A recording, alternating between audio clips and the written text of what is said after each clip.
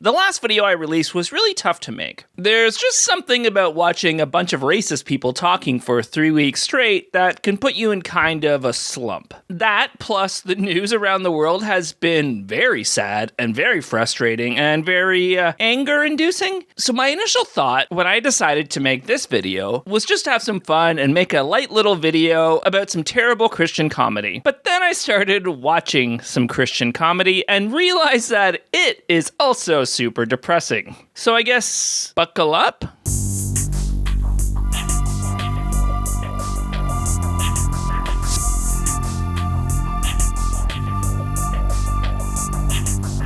Hey everybody, thank you so much for liking and subscribing and commenting and all the other incredible stuff you do because you're incredible people. I put the links down below for social media and other stuff. You can click on it if you want. So I'm going to start off by saying, yes, I have attempted stand-up comedy, but I'm not going to sit here and pretend that I was ever good at stand-up comedy. So I'm not coming at this as an expert in the craft, but I am somebody who is a huge fan of stand-up comedy and has been for many, many years. So I'm going to come at it from that perspective. And somebody who used to be a Christian and is no longer a Christian. Now, when I was a kid, there were two Christian comedians that I knew about. First, there was Mark Lowry. I can't dance like that. I ate Mexican food. Just came from Willy Wonka Willy Woo. Mexican restaurant down there. Man, my tortillas are swelling. Mexican food. I love Mexican food. It's the gift that keeps on giving. It's wonderful.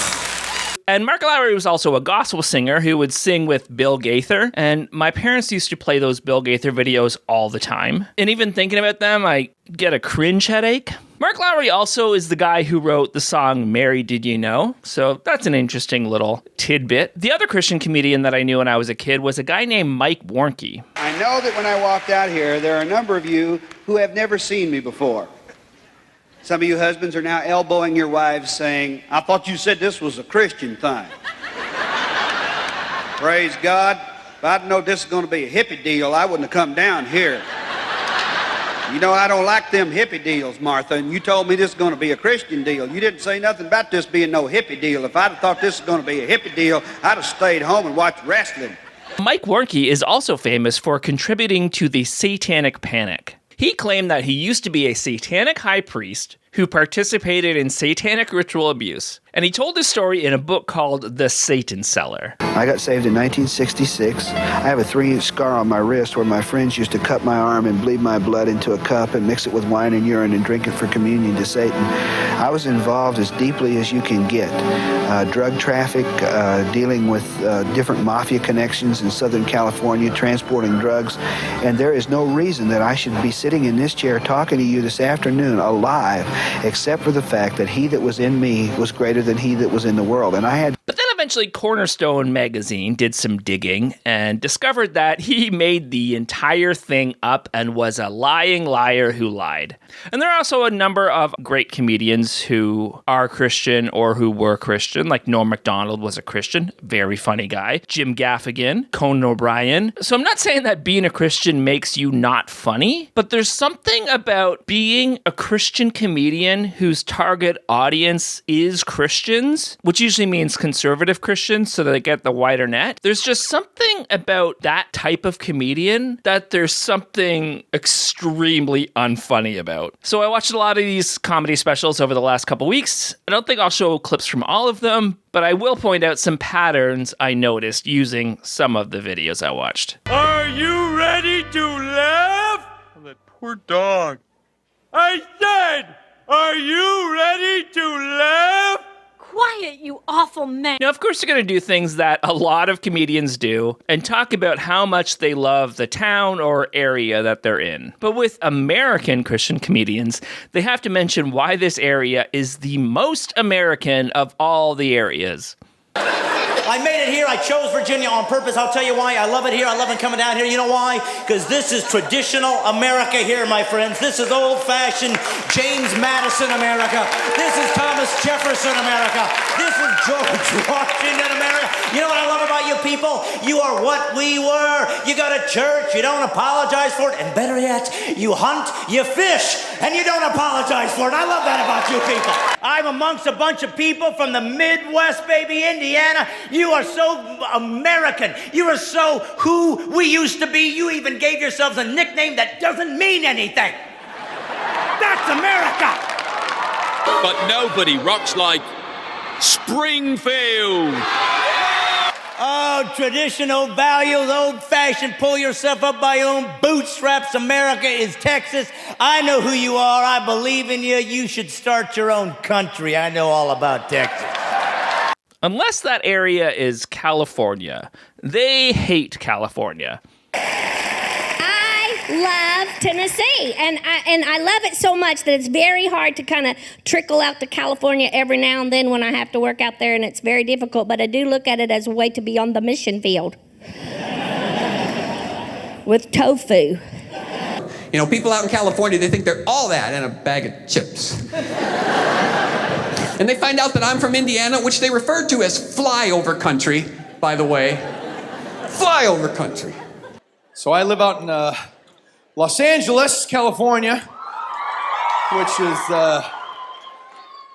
arguably the most superficial city in the country. Time magazine called LA the capital of silicone. I was thinking to myself, I think that's why God flooded the earth when he did, because if he flooded it today, none of the women in LA would drown. Noah would be leaning over the side of the boat, get away! Leave us! Shem Ham, they won't drown. They just keep bobbing. Get it? Because God did a genocide because of his love? That's funny. It's funny because, like, the people were drowning, but they have fake boobies. And they're gonna die, but he's like, die! And he's, like, making a joke about how God killed everyone. That's funny. But yeah, they love them some America. Especially Brad Stine. And that's why I want to see difference. Yes, we are a pluralistic nation. Yes, we have people from different cultures and genders, and we need to celebrate that, of course. But we were supposed to be out of many one. You were supposed to bring the elements of your culture to this country, share it with the rest of us, and then become an American. I'm not saying we did it right all the time. I mean, if I were directing the special, I don't know if I would have cut to the all-white audience at that point, but hey, not my job. Kids aren't taught that in our schools now. They're taught to feel ashamed of this country. We got entertainers in this country that make a living off of putting this country down. I couldn't take it anymore. I said, I'm gonna make a living lifting up the greatest country that has ever existed on the face of the stinking earth. This country's better than the rest.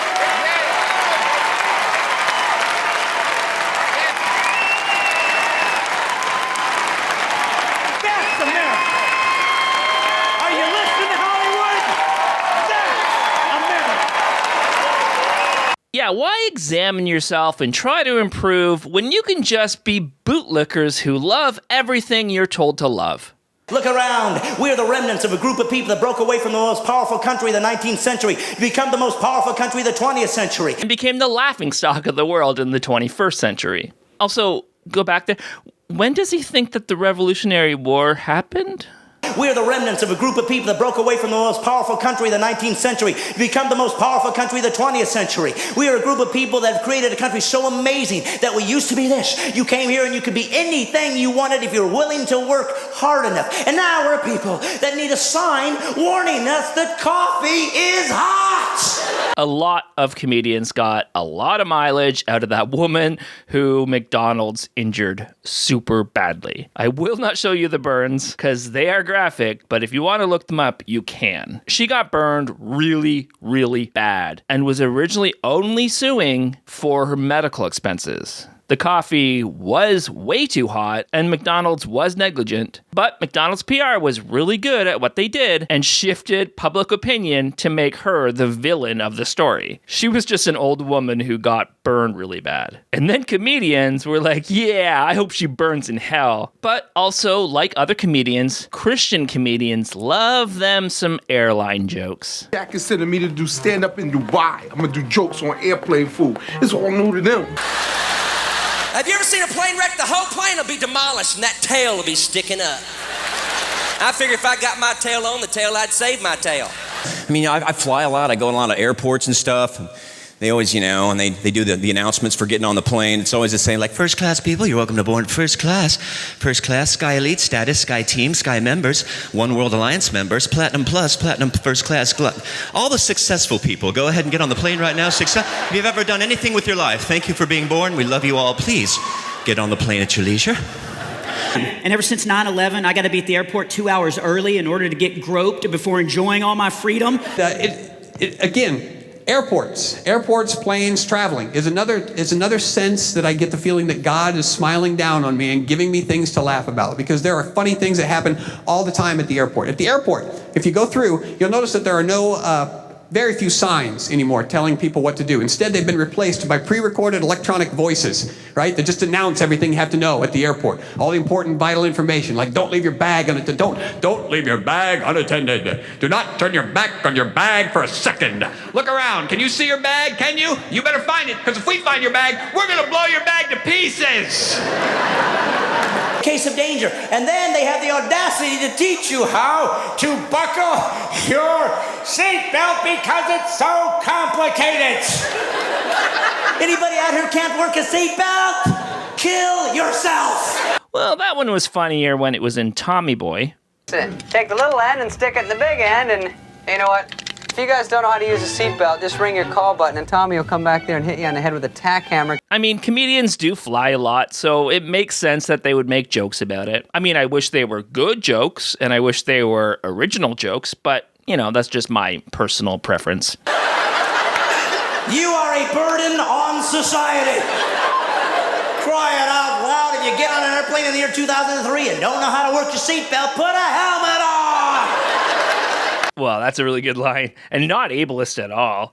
I wonder if he'll use that again. Truly know if you have an immature character, you can tell by this rule how difficult it is for you to laugh at yourself. That's just immaturity. And if you cannot discern the difference between somebody being malicious towards your ethnicity and somebody finding humor in the differences, put a helmet on! Hang your phone up and put a helmet on! If you like to use chopsticks, fine. But if you think that everybody should learn how to use them and you don't understand why I'm so crazy, put a helmet on! Excuse me, anybody that walks like this thinking that we can't tell the difference, put a helmet on! If you live in this country and need to know coffee's hot, put a helmet on!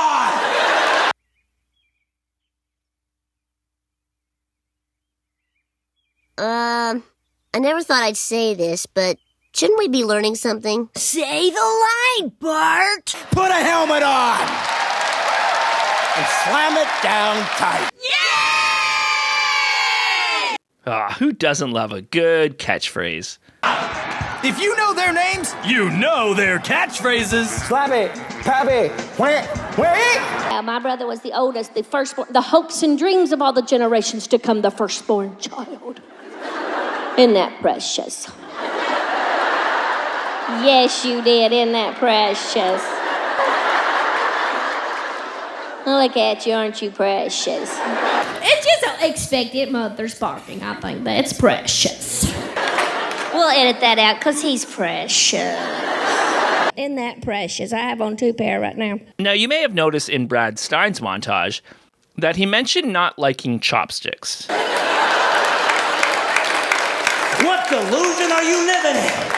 I mean, you're gonna have to give me a chance to suspend my disbelief. Why stop at chopsticks? I'm gonna need a whole I reject modern technology theme day so I can be prepared. I'll wake up to the sound of a rooster outside of my window. I'll look down at the sundial to see what time it is. Then, taking my clothes down to the nearest stream, I'll beat them with a rock to get them nice and clean. Then I'll come back in and call a girl up and see if she wants to go to a Chinese restaurant. But I won't use a phone. I'll use a telegraph, or better yet, smoke signals. Then I'll go pick her up in my best Roman chariot. And once we get over there to eat, I'm not gonna pay with a credit card. I'm gonna pay with 3 hands, a woven blanket, and some beads. And then when we go home, I'm not walking her to the door. I'm hitting her over the head of the club and dragging her by the hair. Now when you throw in chopsticks, I get it. He's acting like chopsticks were this ancient way to eat food, like everybody was using chopsticks until they found this amazing modern invention called the knife and fork. And yes, the Chinese have been using chopsticks for thousands of years. And the West has only been using forks for a few hundred years. But the thing is, the Chinese were using forks and knives before they used chopsticks, which means they were thousands of years ahead of the West in that regard. Then, as the story goes, as the population grew, resources such as firewood were scarce, so to cook food faster, food was cut up before the cooking process. So a knife was not necessary anymore. As well, since the knife was used in battle, using chopsticks was seen as a more peaceful way to enjoy your food. But a xenophobic person sees a difference and takes that to mean that it's inferior. Chopsticks versus forks isn't a matter of one being more advanced than the other. They're just different ways to eat your food. But he sees learning a skill from a different culture as an attack. So his response is anger. Well, I mean, he's angry because he thinks that's a good way to perform because he saw Dennis Leary once and said, hey, maybe I'll do that. Well, I'm just not happy. I'm just not happy. I'm just not happy because my life didn't turn out the way I thought it would. Hey, join the fucking club, okay? I thought I was going to be the starting center fielder for the Boston Red Sox. Life sucks. Get a fucking helmet, all right? But he's not the only one who doesn't know how to use chopsticks. I went to Epcot Center and I finally learned the correct way to use chopsticks. Wow, you know somebody is really cultured when they learn how to use chopsticks at Epcot Center. It's really simple. You just take the sticks between your finger and your thumb and you pinch them together. And with your wrist, you throw them into the trash.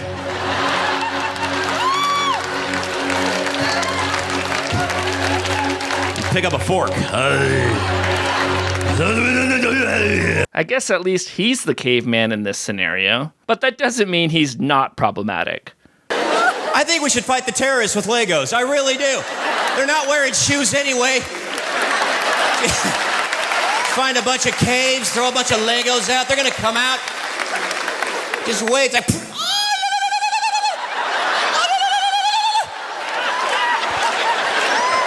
that is not fair. Great Satan, I will get you back. I will kill you with a Lincoln log. I swear I will do that. That is not the right thing to do. Why am I talking Indian? Probably because of the racism. But I'll give them this. If you like wacky faces and crazy gestures, they have got you covered.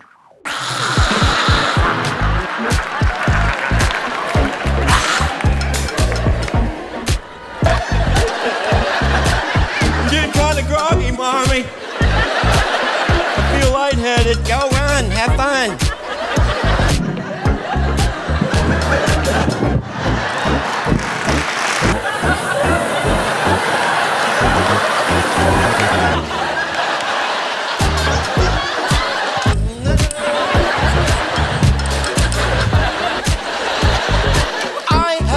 About enough. I have had just about enough.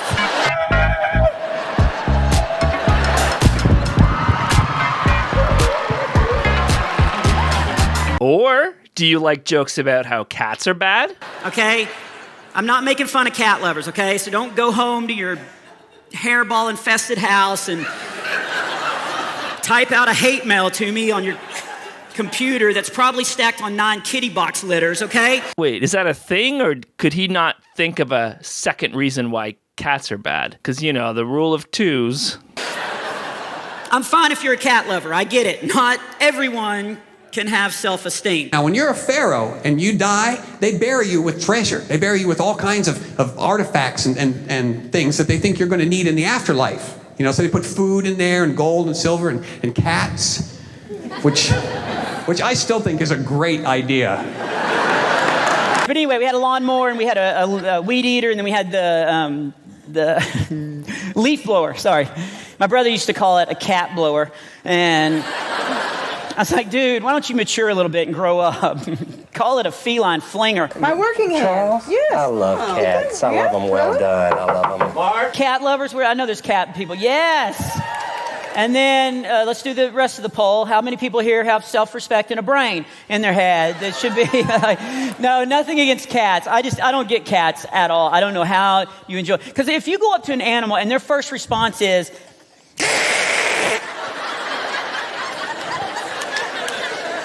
that thing roaming around in my house at night. And isn't the definition of a pet something you can pet? The only way I think you can pet a cat is you got to put Benadryl in its bowl. And then it still won't even like it, but it'll be too sleepy. It'll be like...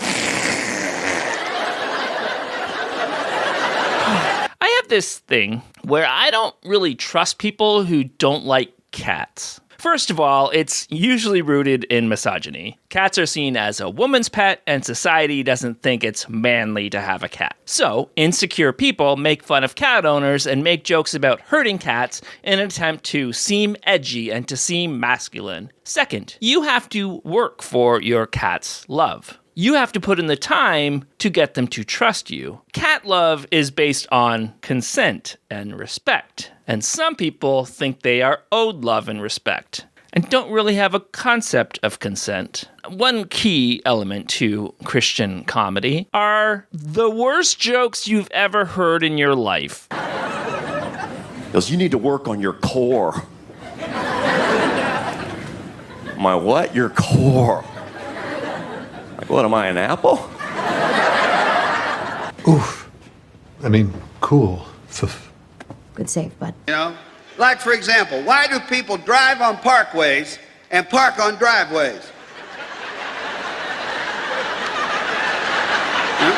What is daylight savings time? And if we're saving so much of it, who's got it all? How do you know when yogurt's gone bad? How do you get Teflon to stick to a skillet when nothing sticks to Teflon? How hard would it be to nail Jell-O to a wall? Inquiring minds want to know, you know? Okay, no more. Yeah, that's hard to watch. But they asked me that question. They go, why did you leave your last job? And I go, they found the bodies. Well, watching that turd made me want to make one of my own. Can't drink regular milk anymore. Gotta drink rice milk. Yeah.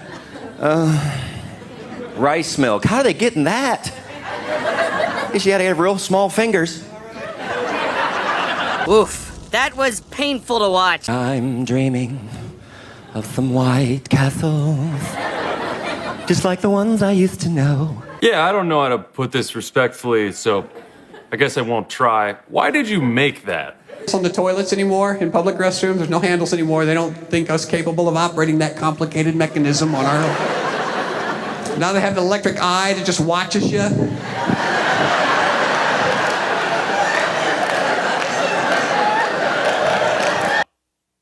That's the joke. You suck, McBain! Can we leave the flushing mechanisms alone, please?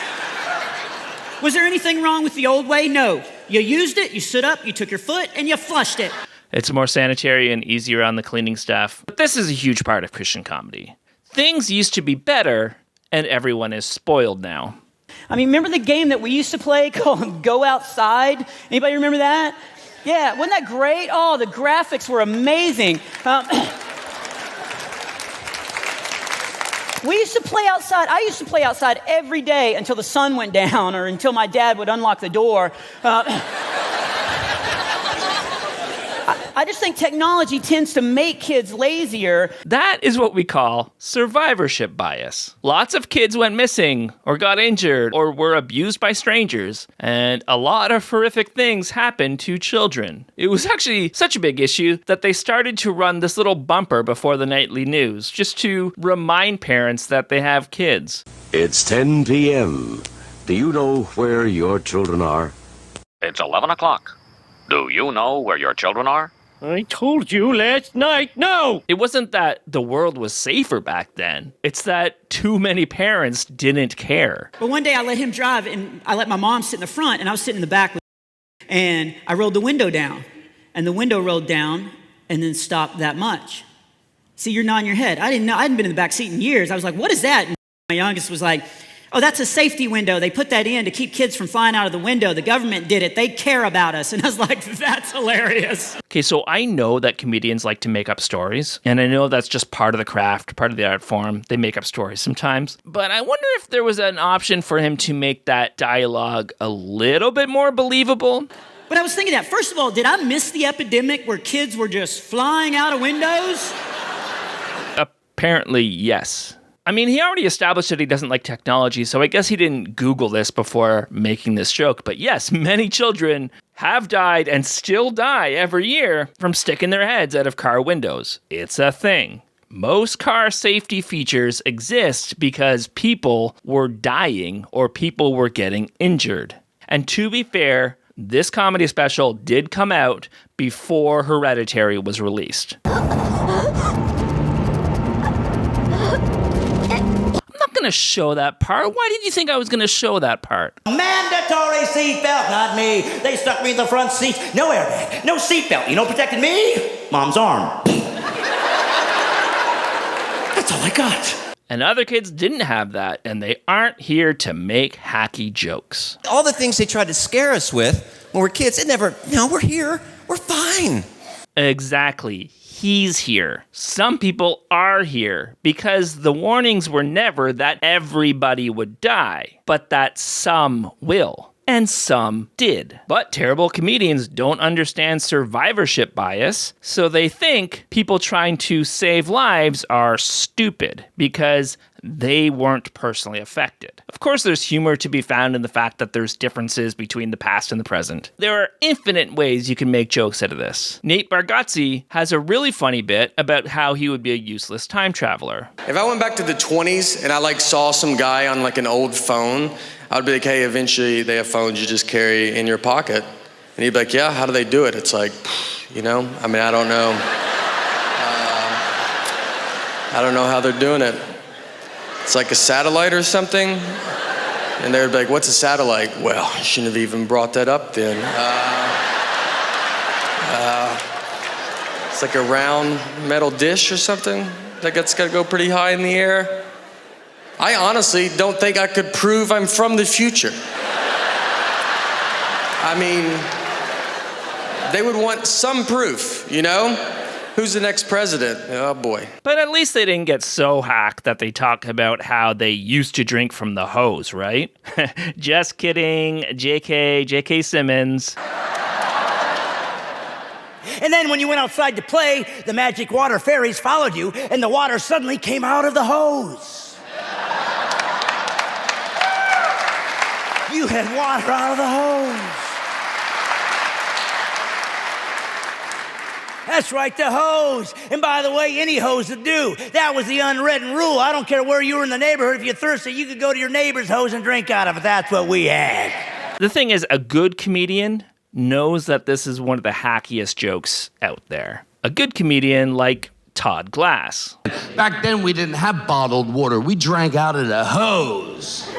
Good. Go drink out of the fucking hose. No one's stopping you. Drink hose water, bottle hose water for all your hose drinking water friends, okay? We didn't have electrical outlet covers back then. If a kid stuck his finger in there, he learned his lesson. Okay, do you have a mental problem? Who's going, yes, if a 3-year-old doesn't understand an electrical current, he deserves to get his fingers zapped. Thank you, finally someone that agrees with me. Back then, we didn't wear bicycle helmets. If a kid fell off a bike, he cracked his head open. Yeah, I think you cracked your head open. That's why you're complaining about dumb shit. See, that's what comedy is supposed to be. It points out why people are being ridiculous. It punches up. It's not repeating the same jokes that everybody else makes. It's not going for the lowest hanging fruit. Guess what? I, Trevor Poelman, drank from the hose as a kid. And you know what? It was just water. It wasn't that thrilling of a memory, if I'm being honest with you. I do remember the first time I used a digital camera, though. That was cool. I was like, what? The kids don't know. The kids in shock. You mean you didn't have antibacterial wipes? Sure we did. Mom used to spit in a Kleenex and wipe my face. That was my antibacterial wipe. And look how I turned out. Yeah, look at him. He turned into a weird guy who does weird hand gestures. Speaking of this weird guy, let's talk about two topics that he seems oddly obsessed with. One of them is that men shouldn't be cheerleaders. Men shouldn't be cheerleaders! Even though it used to be a male-dominated sport, and he probably loved George W. Bush and Ronald Reagan, who were both cheerleaders in college. You know, women should be cheerleaders. They're better at it. They can do all the great moves. They can do tricks and flips and splits, all the great moves. Guys got one move. Hold the girl by the rear end. How, in this age of political correctness and oversensitivity, is somebody not suing somebody over this? Because when I was growing up, guy would always mock guy cheerleader. Guy cheerleader, wussy. Guy cheerleader couldn't get on the team. Guy cheerleader. What? He was a bully in high school? Well, I am shocked. Hey. Well, I'm too short for basketball. How are they getting away with that? That's why girls became cheerleaders. You gotta be able to scream. Matter of fact, I believe in words. As a comedian, I believe words is our tools to communicate ideas. They should have called them scream leaders. That's what they're doing. They're just screaming. But instead they call them a cheerleader, which implies that they are going to lead us in the cheer. The problem is, nobody cheers like them.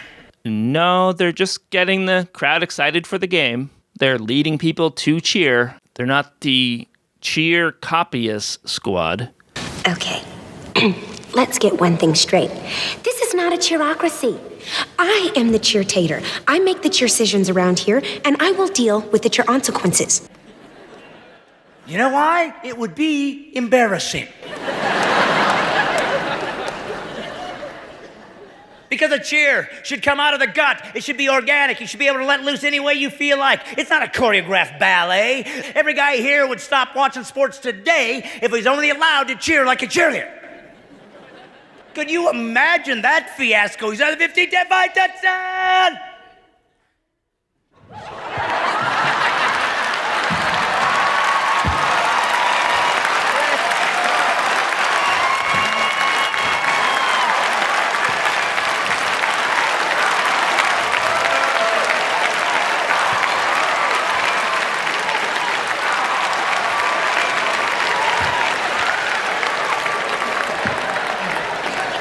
Okay, so that was really good. He practiced that a lot, and he really got his routine down. Good job. It's almost like he kind of wanted to be a cheerleader, but didn't think people would think he was manly enough.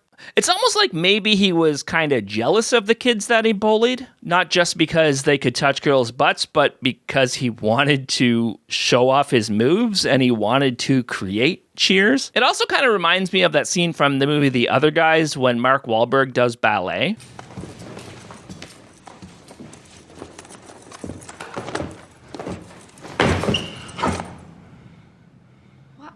That was surprisingly good, Terry. I didn't know you could dance. We used to do those dance moves to make fun of guys when we were kids, show them how queer they were, okay? You learned to dance like that sarcastically? Yeah, I guess.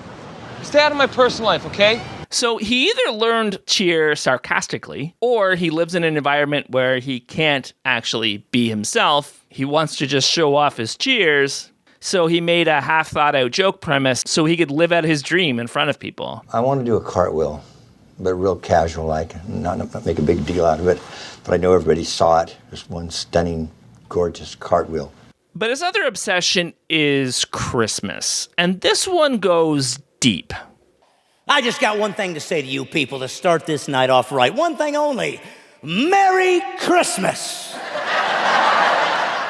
Did you hear me? Merry Christmas.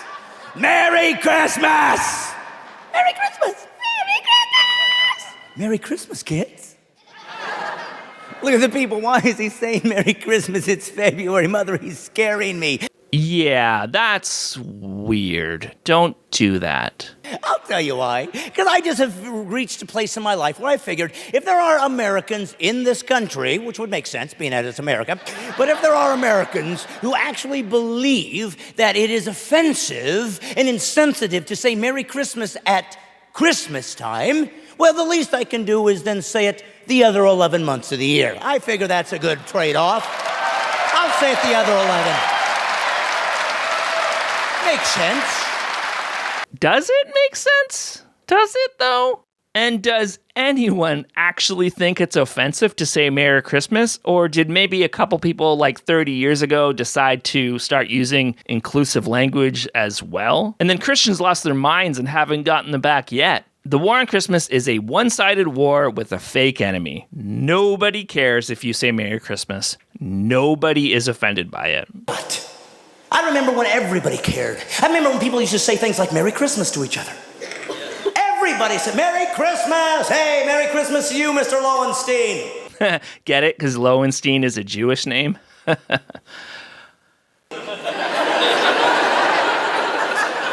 You know why? Because it wasn't about a religion. It was about something as a culture we thought was so valuable that we'd all do it together, even if I disagreed with the religion behind it, because it was good for all of us instead of just me. But what do people say now? Happy holidays. And there's the effeminate voice again. That means they're bad, because women are bad. See, I just say happy holidays because I don't want to say Christmas because you don't believe in Christmas because I don't want to offend you because... See, the thing is, people have been saying happy holidays for a very long time because Christmas and New Year's are very close together, and it's also a full holiday season. It's not just about one day. In fact, the first recorded use of the phrase was in 1863 in the Philadelphia Inquirer. So yeah, it's been around a while, like in these 1940s cigarette ads, when cigarettes were considered a classy Christmas gift. Oh, cartons of camels are sure to please. Besides, they look so handsome under Christmas trees. So easy to give, so good to get. Give camels the nation's favorite cigarette. Ho, ho, ho. Or in these ginger ale ads from the 1950s. Wait a second, is that bottled water in the 50s? Okay, nobody tell Brad Stine. I have to endure one more stinking Christmas with people telling me Merry Christmas is offensive. I'm gonna puke. Then I'm gonna soil myself, clean up the puke, put it in a box with a big ribbon, send it to the ACLU with a big fat Merry Christmas sign right on the top of it. Tolerate this. Seriously, this is what the spirit of Christmas is all about. How can you be offended by it? Yeah, nothing more offensive than Christmas. Let me think, but I'm trying to think, what is worse, that peace on earth or that goodwill towards men thing? Man, does that offend me. It's ridiculous that people say happy holidays like, oh, they're trying to mask the fact that they don't want to say Christmas. Oh, happy holidays, because there's so many holidays in December. There's two. Hanukkah and Christmas, that's it. New Year's Eve, Sinterklaas Day, Kwanzaa, all the solstice celebrations. But also, like I said, holidays is just kind of what people have been calling the Christmas season for a long time. Apparently, people also used to say religious blessings, which is interesting. I mean, unless you're going to count Boxing Day. There's one called Have you seen that? You seen this? Yeah, You heard about this? December 26th, there's some holiday called Boxing Day. Which I don't know, apparently represents all the fights you get into trying to return all the junk you got for Christmas and what that's all about. I do have a warning. If you're offended by the word Christmas, please do me a favor. Down below, leave your name, address, and telephone number so I can personally bring your medication, your shock pedals, your do-it-yourself lobotomy kit, and your helmet. Well, it's a good thing no one is. Some people just don't celebrate it. But the best part is, he made a full movie about this with scripts and lights and actors. It's called Christmas with a capital C, and it was produced by Pureflix. Mitch Bright comes back here after 20 years, and he's bringing his tolerance, and he's bringing his open-mindedness like they do, right? And the first thing he does is get a load of our nativity scene that we've had for 50 years, and he's like, oh, gee, we gotta sue somebody because, you know, what if some child innocently gets a glimpse of the baby Jesus? And hey, if we get rid of all these Merry Christmas speakers, I'll tell you what we should do next. Why stop there? Let's go after those, I don't know, people that say, God bless you after you sneeze. Why not? Because what if I'm an atheist? And it's like, hey, I want to get sick without divine intervention, right? Well, let me tell you something, brother. A lot of the movie ends up being about how they don't want people to say Merry Christmas, which wasn't what it was about. It was about a nativity scene on public property. Thinking we're Christians. Christians happen to have started the United States of America. And if they think that they're going to take this without a fight with the Reed brothers, they are wrong, and they better get prepared, and they better put a helmet on. Great material. So then he just inserts his stand-up routine into the movie. Happy holidays. What? Greg. Thank you, Josie. Oh, I'm pretty happy. You are too, aren't you? You happy? Here we go. Hey, anybody not happy? I mean, it's happy holidays, right? Not unhappy holidays, but I gotta say, there's really only one holiday that makes me happy in December. Well, me and 98% of America. What could it be? Any suggestions? Huh? Boxing Day, right? Make you happy? Not me, because I don't know what it's for. Let me see. We got Pearl Harbor Day. Doesn't get more uplifting than, getting attacked by an enemy and going into war, right? But that isn't it. I think it's Christmas. Christmas. Christmas is the only holiday in December that makes me want to get up and shout from the rooftops. Except for he has to cut out the Hanukkah part, probably because some producer was like, that kind of makes you look anti-Semitic. And I know this movie is about how our holiday is the only holiday that America should promote in December, but saying the actual words might seem anti-Semitic. So they changed it a bit. Basically what I'm saying is that if Christmas was a person, it would have a restraining order out on Brad Stine. But of course, this whole Christmas thing is just an extension of his hate for political correctness, which I'm sure has morphed into a hate for wokeism by now. It's about the idea of political correctness, because it's despicable.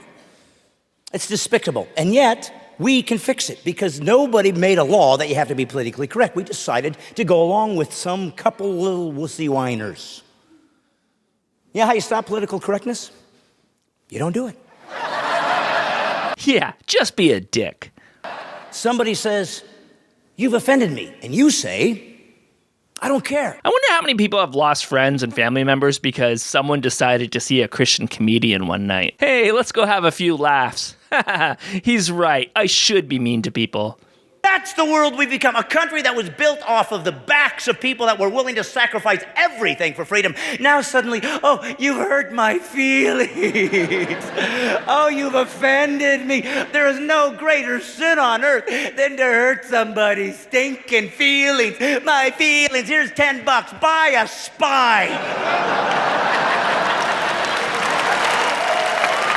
And now, I mean, the enslaved people who built America weren't really all that willing to do it, but yeah, I guess they did want freedom. Because we do that. We do that. You see, we've gotten so sensitive. We're afraid that anybody might get their feelings hurt. And I don't want to hurt people's feelings. Don't you, though? Somebody says, "You've offended me." And you say, "I don't care." So most people don't say that something offended them. Mostly because conservatives have rendered that word void of any meaning and have turned it into a derogatory term. But yeah, sometimes words hurt. Sometimes actions hurt. And sometimes we notice that there's language that can cause pain to other people. And if somebody doesn't think that words can hurt people, they've definitely never read the Bible, or they definitely don't believe in the Bible, because the Bible consistently talks about how damaging or how edifying our words can be. And don't get me wrong, there are occasions where you should hurt people's feelings. If someone is a Nazi, yeah, hurt their feelings. If somebody has built their life around hating other people and hurting other people, yeah, hurt their feelings. If somebody is an abuser, yes, you should hurt their feelings. If somebody is an ICE agent, yes, you should hurt their feelings. Right, sorry, I already said Nazi. But you shouldn't go around with the attitude that you don't care whose feelings you hurt. And that's the problem with so much Christian comedy. It's not about speaking truth to power. It's not about punching up. It's about hitting the vulnerable, mocking people who are different than you, punching down. Like, for example, children. Like, literally hitting children. I think most parents agree there are consequences of behavior. That's why I think it's okay to spank other people's children. All right, see some kid tomorrow acting like a brat, give him a little finger snap on the noggin. His mommy goes, "See what happens when you act like that in public? Strangers spank you." Now there's a line. Some people are for timeout, some people are for spankings, but that's a hot topic among, and I'll be honest, I don't want to offend anybody, but I'm raising 3 boys, and I spank my kids when they're bad. Yeah, well, okay, all right. I'm glad other people applauded, because I just heard you, and I thought you were spanking somebody. So, It is, and I do it in love, too. Plus, I got the James Dobson Strong-Willed Child book, and that helped me so much, because it was thick enough that when I spanked them... It's funny because that book is responsible for so much needless pain and strained relationships and probably some deaths, and also he used it as a weapon. Spanking still happened back in them days. Remember that? I'm not talking about beating your kid or being evil. I'm talking about a big old spank on the butt. Don't be evil when you hit children, but you gotta hit them. What do you think your butt was invented for? Pooping. Doesn't have any other use. Good old spank on a butt, though. Take care of your why. It's not that complicated. Better be spanking you at 6 than looking for a bail bondsman at 16. It's not that hard to figure out. I want my kids to know discipline, to know there's a price to pay for decisions. Oh, if only there were countless studies showing the dangers of corporal punishment. I guess we'll just have to use one verse from Proverbs to tell us how to raise our children. Nothing else I can do. And of course, they're hack comedians. So they're going to talk about how men and women are different. Folks, we're all different, you know? We're all the same in that we're different, you know? I love it. I've been married 23 years. Men and women are totally different. My wife and I I love how men and women react differently to pain. You ever notice that? Men and women react differently to pain. Like, when men get hurt for some reason, we skip. I don't know why. Men, when we get hurt, we skip. Slam our finger in the door.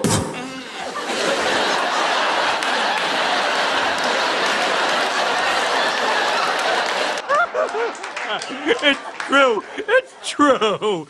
We're so lame. That's how the river dance was invented. Some Irish guy slammed his finger in a pinta. Slammed the shenanigans out of his finger. But women, when you get hurt, you fall down. What's that? Am I not hanging around enough women? Because I didn't know that was a thing.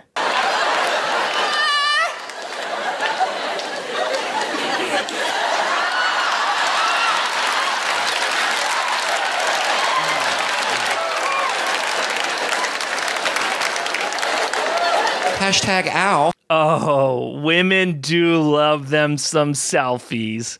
Women be selfiesing. I may be old-fashioned, but women have no business cleaning. You ask me, they need to get back to where they belong, in the Wall Street boardroom and coaching in the NFL. That's sexist.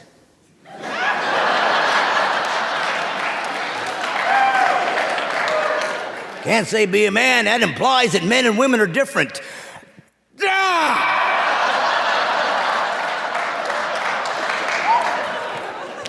Yeah, we're different. I want them different. I want women different than me.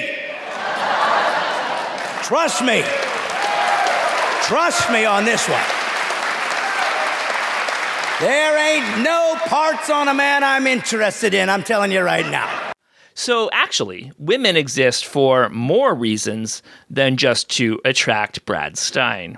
Surprisingly enough, certain traits tend to be more associated with men or more associated with women, mostly due to societal pressures and societal trends, but none of those traits are hard and fast rules. Also, if you're telling someone to be a man because you don't think they're manly enough, you're saying that there's a spectrum of manliness. So you're implying that gender is a spectrum.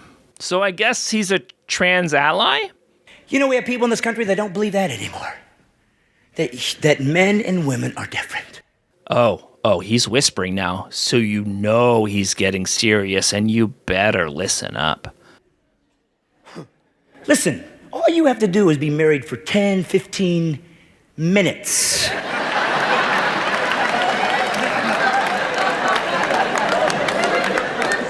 And you will realize that we are from different worlds.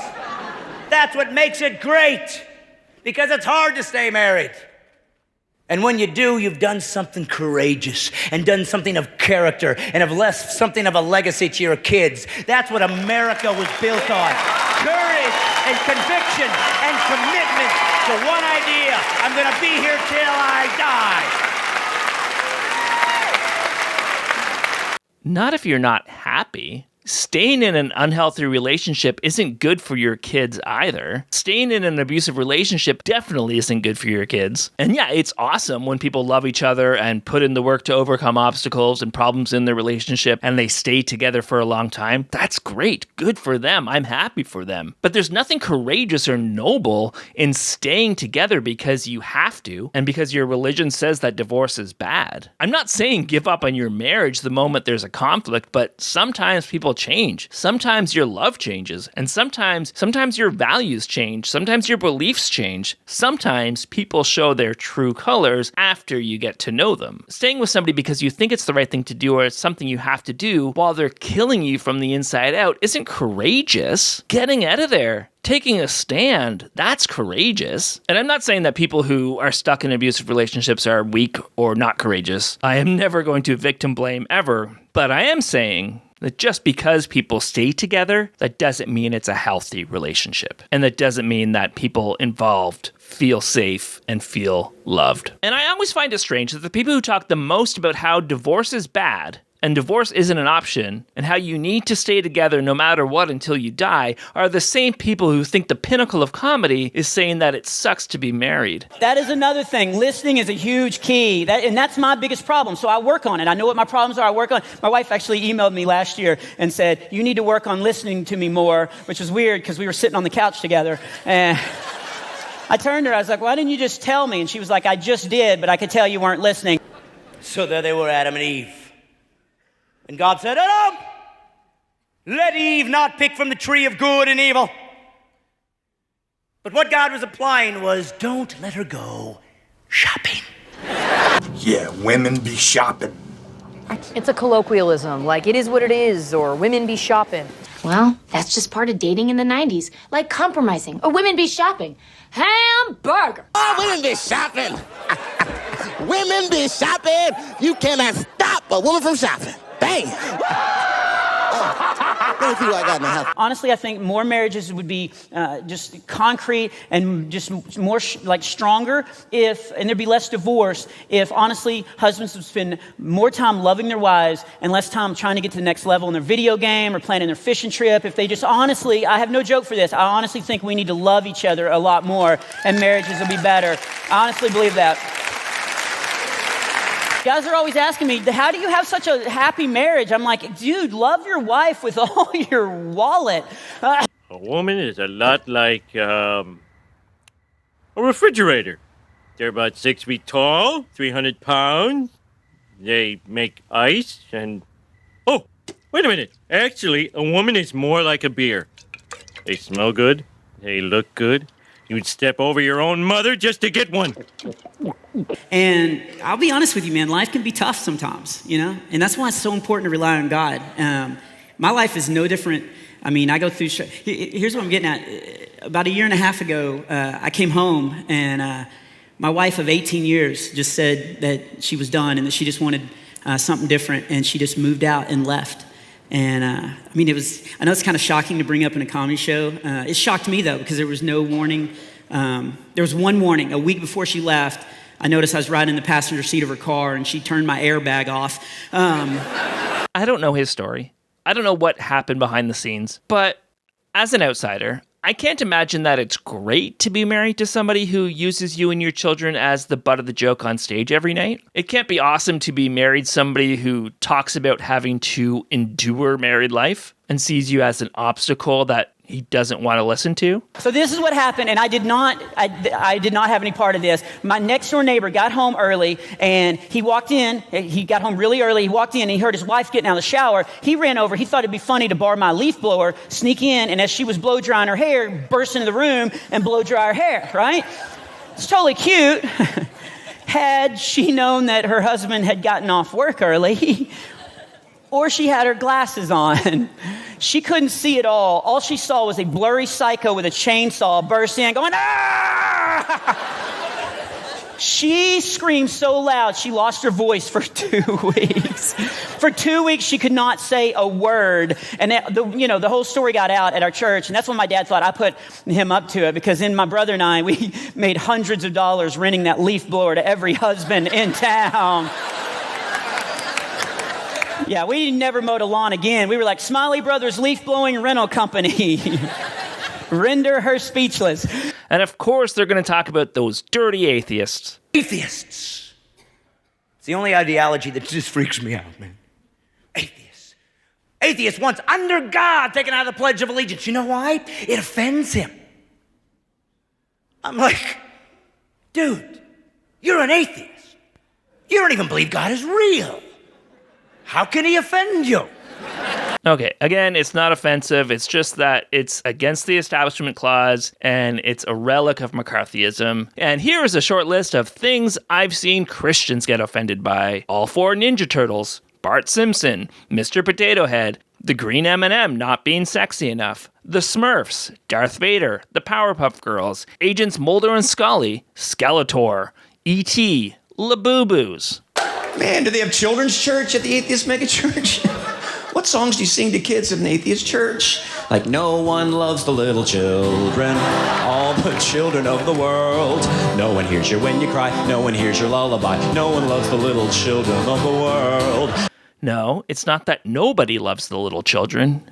It's just that we know it's up to human beings to love and protect the children. After all, it seems to be the clergy that keep hurting the little children, and the evangelical voters who keep protecting the people who are hurting the children.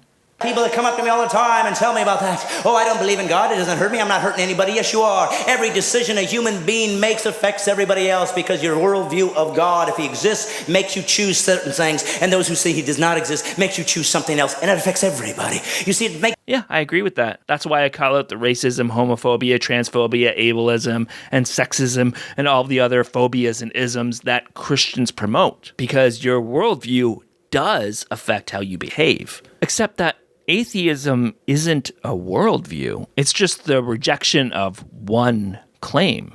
And of course there are terrible people who are atheists. For example, I was recently asked if I would debate at the Oxford Union. And this debate was supposed to happen next week. I was really excited for it. I bought my tickets to go and debate. And then I learned that I was teamed up with the super transphobic and the alleged sexual assaulter, Michael Shermer. So I dropped out of the debate, and now I'm just going to England for a vacation. We both have the same perspective that there is no God. We both consider ourselves atheists, but I believe that trans women are women and trans men are men, and that consent is important. And I believe that you don't work with monsters. Not believing in God or believing in God doesn't determine whether or not you are a good person, but they have to end on a serious note. They gotta get you in the feels. You know, we just party down, talk about Jesus, and, you know, just have a good time. Everybody gets to laugh. And, you know, I've said a million times that I get them laughing until they get their heads thrown back, and then when they expose their Adam's apple, yeah, you know, let them have it, you know. Everybody seems to like to laugh, and it really takes down a lot of barriers. And I think the one thing that we hear that is most pleasing to us is my brother, he's into drugs, and he won't listen to anything about the gospel, but he'll listen to you. And so that's the thing that we feel that comedy has done. Put us in a place to talk to people about Jesus who ordinarily wouldn't listen, because everybody loves to laugh. It can't just be about getting some laughs, it has to be about Jesus. And I'm here to tell you, what I think comedy is. What comedy is not. It's not about getting laughs from me anymore. I used to think comedy about getting laughs, and it's not. It's about giving laughter, right? Because it's not mine anyway. It's from God. Anything good comes from him. Any joy. He just gives me joy, and I want to give it away. And I have a great team of people helping me do that, you know? That's amazing. See, God's no buzzkill. The Bible says the joy of the Lord is our strength, okay? Not our good works. Yay, you. His joy is our strength. So I hope you had fun laughing at me, but more importantly, I hope you truly find the real joy that comes from knowing the Creator and knowing what that sacrifice on the cross comes from. That's where true laughter comes from, true healing, and true joy. And you guys have been an awesome crowd. Thanks for letting me talk to you tonight. Well, I'm so thankful that God has given us laughter. It's just His grace that sometimes laughter is the only thing that helps us process things that happen to us in our lives. And I don't know, things happen to me all the time. You have to make people think about how great Jesus is, right after you spend an hour talking about how awful everyone else is. Now, I know comedy is subjective, but I don't find these people funny. And the main reason that I think I don't find them funny, and why I don't think Christian comedy usually works, is because of what I said about punching down. In comedy, you can either punch up, well, you mock the people who are causing harm, who are hurting people, like the billionaires, politicians, the police. And bad comedy punches down. It's just a bully with a microphone. Of course, comedy can just be silly and fun, and of course, it doesn't always have to say something profound. But when all it is about how they are in the right group, that women are the worst, that vulnerable people are awful people, and that things were better back in the past, you know, when minorities had less rights, I just can't find the humor in it. But I guess maybe all I need to do is put a helmet on! Hey everybody, thank you so much for making it this far. If you know someone who may benefit from it, send it their way. Maybe we'll all have a bit of a laugh. Work, Sky Moon.